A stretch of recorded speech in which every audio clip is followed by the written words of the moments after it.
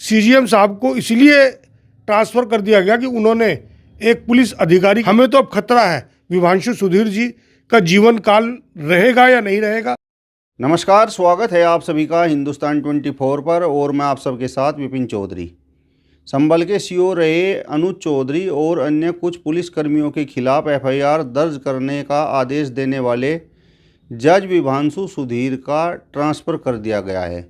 अब इस ट्रांसफ़र के पीछे वजह आखिर क्या है, आज बातचीत करने के लिए हमारे साथ सीनियर एडवोकेट चंद्रजीत सिंह निक्कू जी मौजूद हैं। चंद्रजीत सिंह जी, बहुत बहुत स्वागत है आपका हिंदुस्तान 24 पर। धन्यवाद आपका और आपके सभी दर्शकों का। जिस तरीके से जज विभांशु सुधीर का ट्रांसफ़र हुआ है तो उसे आप किस तरीके से देखते हैं? क्या इसके पीछे वजह ये है कि उन्होंने संभल के सीओ रहे अनुज चौधरी और अन्य कुछ पुलिसकर्मियों के खिलाफ एफआईआर दर्ज करने का आदेश दिया था? निश्चित रूप से ये मोदी सरकार और संघ परिवार का जो संवैधानिक संस्थाओं पर कब्जा करने का जो आरोप हमारे राष्ट्रीय नेता राहुल गांधी जी लगाते हैं, ये उसका जीता जागता प्रमाण है।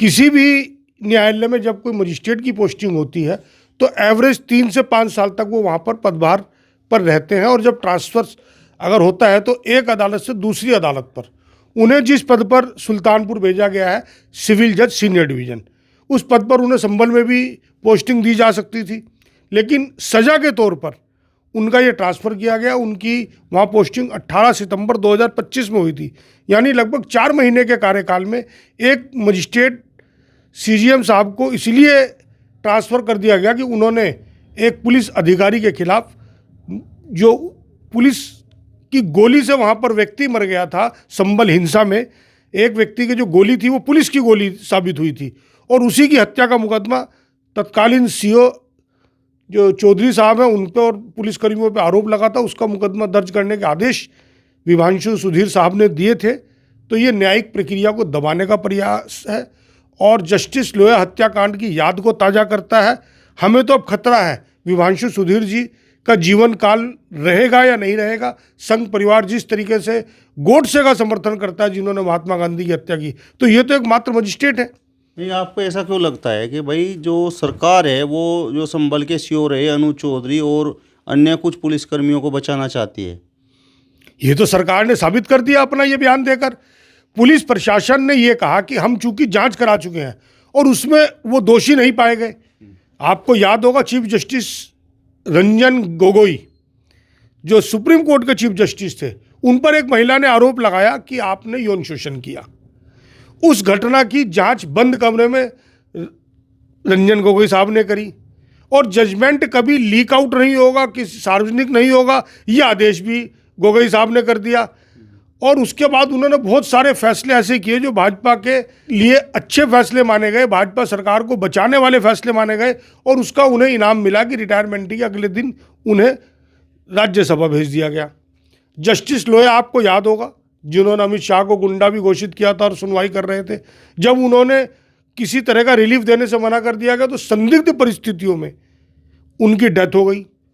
राहुल गांधी जी का किस्सा आपको याद होगा कि एक व्यक्ति जो अपने नाम के साथ मोदी लिखता था, उसने मानहानि का मुकदमा किया। जब सही बात यह है कि वह व्यक्ति ना तो जाति से ना गोत्र से मोदी है। जब उसने देखा कि मुझे अदालत में रिलीफ नहीं मिलने जा रहा, मेरे हक में फैसला नहीं होगा, वो खुद जा कर के गुजरात हाई कोर्ट में स्टे लेकर के आता है, और जब उसकी मर्जी का वहाँ मजिस्ट्रेट डिप्यूट हो जाता है तो वो खुद अपने स्टे को तुड़वाता है, और 1 महीने के अंदर सुनवाई होती है और राहुल गांधी जी को अधिकतम सजा 2 साल की दे दी जाती है। इसी तरीके से संभल हिंसा में विभांशु सुधीर साहब ने, जो मेरिट पे मामला बनता था, जो एक अधिवक्ता होने के नाते मैं समझता हूँ कि मुकदमा दर्ज करने के लिए कहा था। मुकदमा दर्ज होने के बाद पुलिस ने जाँच करनी थी, जाँच करने के बाद तथ्य आ जाते। क्या हर्ज था कि अगर मुकदमा, ऐसा तो नहीं था कि गिरफ्तारी आवश्यक थी। अगर पुलिस को सबूत नहीं मिल रहे थे तो गिरफ्तारी ना होती, कोई दिक्कत नहीं थी, लेकिन वो पूरे न्यायिक सिस्टम को ये कह देना चाहते हैं कि अगर हमारे खिलाफ निर्णय दोगे, हमारी भावनाओं के खिलाफ निर्णय दोगे, संघ परिवार की इच्छाओं के खिलाफ निर्णय दोगे, तो आपका तबादला भी होगा और आप जस्टिस लोया की श्रेणी में भी गिने जा सकते हो। मेरा सवाल आपसे ये है कि जो संभल के सीओ रहे अनुज चौधरी, जो अब एएसपी हैं, उनका भाजपा से क्या संबंध है? देखिए, अनुज चौधरी जी बाबा बागेश्वर की यात्रा में हनुमान का गदा लेकर के वर्दी में चल रहे थे। आपने देखा होगा उनके सारे बयान जो सीओ रहे या उनकी जो एक्टिविटीज़ हैं वो प्रो गवर्नमेंट रही हैं। गवर्नमेंट के नियमों का पालन करना उनका दायित्व है, गवर्नमेंट के नियमों का, लेकिन वो संघ परिवार की नीतियों का पालन करते हैं। गवर्नमेंट संविधान से बंधी हुई एक चीज़ है, एक संस्था होती है। संविधान जो उन्हें कहता है वो उसका पालन ना करके व्यक्तिगत रूप से वो अपने आप को हिंदूवादी चेहरा बनने की कोशिश करता है। और मुझे लगता है कि बहुत जल्दी ऐसा ना हो कि 27 या 29 में अनुज चौधरी जी किसी विधानसभा या लोकसभा चुनाव में प्रत्याशी बने भारतीय जनता पार्टी के। सीओ अनुज चौधरी जाट हैं, तो हिंदूवादी चेहरा होने से आपको क्या दिक्कत है? देखिए, वो जाट है या ब्राह्मण है या बनिया है, वो पुलिस के अधिकारी हैं। हमें हिंदूवादी होने से कोई मतलब नहीं। आप ड्यूटी टाइम पर अपने कर्तव्य का पालन नहीं करते तो आप देश के संविधान का उल्लंघन करते हैं। हमें ऐतराज इस बात से है कि अनुज चौधरी सीओ के जो कर्तव्य हैं उनका पालन ना करके, अपनी ड्यूटी का पालन ना करके वो आरएसएस की भावनाओं का पालन करते हैं। मतलब उनकी आंखों पर हिंदू और मुस्लिम का चश्मा लगा हुआ है। निश्चित रूप से जो देश के विभाजन के जिम्मेदार, देखिए पाकिस्तान की आईएसआई क्या चाहती है कि भारत में हिंदू और मुसलमान लड़े। भारत का आरएसएस क्या चाहता है? हिंदू और मुसलमान लड़े ताकि हिंदू वोट यूनाइट हो। उसका मोहरा अनुज चौधरी बने हुए हैं। तो जिस तरीके से आप बोल रहे हैं कि भाई ये दुर्भावना स्वरूप विभांशु सुधीर का ट्रांसफ़र हुआ है, लेकिन ये तो लगातार निकल कर बात सामने आ रही है कि भाई ये तो रूटीन ट्रांसफ़र है। मैंने आपको प्रारंभ में अपनी बात शुरू करने पर बताया था कि 3 से 5 साल का कार्यकाल किसी भी मजिस्ट्रेट का उस जिले में, उस न्यायालय में रहता है जहां वो रहते हैं। संभल जिला न्यायालय है, एक जिला है। अगर सिविल जज बनाना तो वहीं पर बना देते, क्या दिक्कत थी? उस जिले से कहीं और भेजना, यानी एक मैसेज न्यायिक अधिकारियों को देना कि हमारी भावनाओं के अनुसार आप निर्णय नहीं लेंगे, हमारी भावनाओं के खिलाफ चलेंगे तो हम आपको पनिशमेंट स्वरूप कहीं पे भी भेज देंगे। विभांशु सुधीर का ये प्रमोशन हुआ है या डिमोशन? सेम रैंक है, ना कोई प्रमोशन है ना डिमोशन है।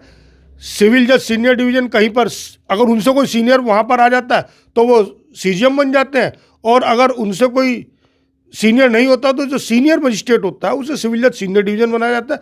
सेकंड नंबर की पोस्ट सीजीएम की रहती है, लेकिन ये परमानेंट पोस्ट नहीं है। जो एक जिले में सीजीएम है वो उसी जिले में सिविल जज सीनियर डिवीजन भी हो जाता है, और जो सीनियर डिवीजन सिविल जज हैं वही उसी जिले में, उसी न्यायालय में सीजीएम भी बन जाते हैं। जिस तरीके से अनुज चौधरी के गदा उठाने पर एक तरह से आपने सवाल खड़ा किया, तो उसके बाद लगातार ये बातें निकल कर सामने आई, ऐसे बयान सामने आए कि भाई अनुज चौधरी एक तो पहलवान हैं, हनुमान जी के भक्त हैं, तो इस वजह से उन्होंने वो गदा उठा लिया। देखिए, हनुमान जी के भक्त हम भी हैं, नरेंद्र मोदी जी नहीं है चूंकि वो उसको पतंग में उड़ाते हैं। अनुज चौधरी जी एक दिन की अगर छुट्टी लेकर के हनुमान का गदा लेकर के चलते तो बहुत अच्छी मैसेज देश के लिए जाती। पुलिस की वर्दी में जब आप गदा उठाकर, आपकी जिम्मेदारी उस क्षेत्र में उस समय लॉ एंड ऑर्डर मेंटेन करने की थी, एक भक्त बनने की नहीं थी। सवाल आप किस समय पर किस कार्य को कर रहे हैं। विभांशु सुधीर ने जो आदेश दिया था एफआईआर दर्ज करने का, तो जिस तरीके से आप सीनियर एडवोकेट हैं, तो क्या वो एफआईआर दर्ज हो पाई? नहीं, एफआईआर दर्ज करने को तो उत्तर प्रदेश सरकार की पुलिस ने मना ही कर दिया और हाई कोर्ट जाने को कहा है। और जहां तक मैं समझता हूं इस घटना पे हाई कोर्ट से उन्हें कोई रिलीफ नहीं मिलेगा। एफआईआर दर्ज करनी पड़ेगी और ये बताना पड़ेगा उत्तर प्रदेश की पुलिस को। और ये पहली बार नहीं है कि पुलिस गलत कर रही है। हाथरस की घटना आपको याद होगी, हमारे तब डीजीपी लॉ एंड ऑर्डर रहे, उन्होंने ये कहा था कि ऑनर किलिंग की घटना हाथरस की, जब वाल्मीकि लड़की को जिसको रात को जला करके मार दिया गया था पुलिस द्वारा, जब उसका अंतिम संस्कार किया गया था पेट्रोल जला करके किया था, और उसके साथ उसकी हत्या जो हुई थी वो गैंग रेप के बाद हुई थी। क्योंकि वो एक समुदाय विशेष के लोग थे, उनको बचाने का प्रयास पुलिस ने किया था। इसी प्रकार अब इस घटना में चूंकि सीओ मुलजिम बन गए थे, नामजद मुलजिम, उनकी एफआईआर दर्ज करना कानूनन जरूरी था, तो उनको बचाने के लिए सीजीएम को पनिशमेंट और न्यायिक अधिकारियों को एक मैसेज देने के लिए, और साथ में जो सीओ के खिलाफ कार्रवाई ना हो, इसको बचाने का प्रयास उत्तर प्रदेश की सरकार और उत्तर प्रदेश का पुलिस प्रशासन कर रहा है, जो निंदनीय है। संभल में जो कुछ हुआ था, तो क्या उसी के परिणाम स्वरूप सीओ अनुज चौधरी को एएसपी बनाया गया? बिल्कुल, उन्हें इस बात का इनाम दिया गया, वरना इंस्पेक्टर सुबोध के हत्यारों के साथ क्या किया। आपको याद होगा अखलाक हत्याकांड, उत्तर प्रदेश की सरकार ने कहा कि मुकदमा वापस लो। उसकी जो जांच करने वाले इंस्पेक्टर सुबोध कुमार सिंह थे, उनकी हत्या कर दी गई कुछ लोगों द्वारा, और वो लोग 10 दिन लगातार लाइव फेसबुक पर आते रहे और पुलिस गिरफ्तार नहीं कर पाई। किसी के घर बुलडोजर नहीं चला, जबकि वो पुलिस का अधिकारी था, उसकी हत्या हुई थी।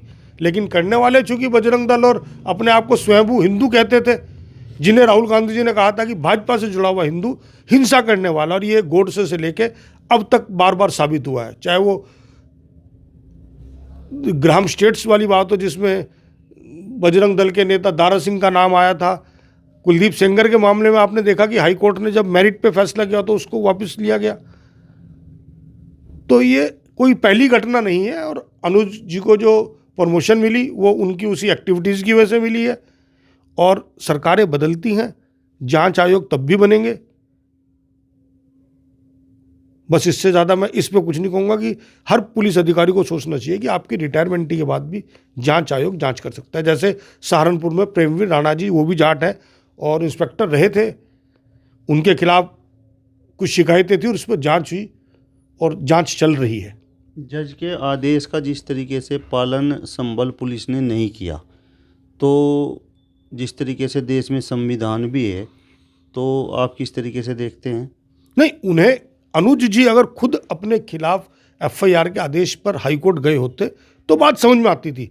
यहाँ उत्तर प्रदेश सरकार अपने खर्चे पर एक व्यक्ति के लिए या अपने 10-12 पुलिस वालों के लिए जा रही है और ये क्या करके जा रहे हैं कि पुलिस जांच कर चुकी थी। भाई सीओ के खिलाफ किस अधिकारी ने जांच करी थी? उसी के साथियों ने, वो उसके इक्वल अधिकारी थे, तो उनसे क्या उम्मीद की जा सकती है?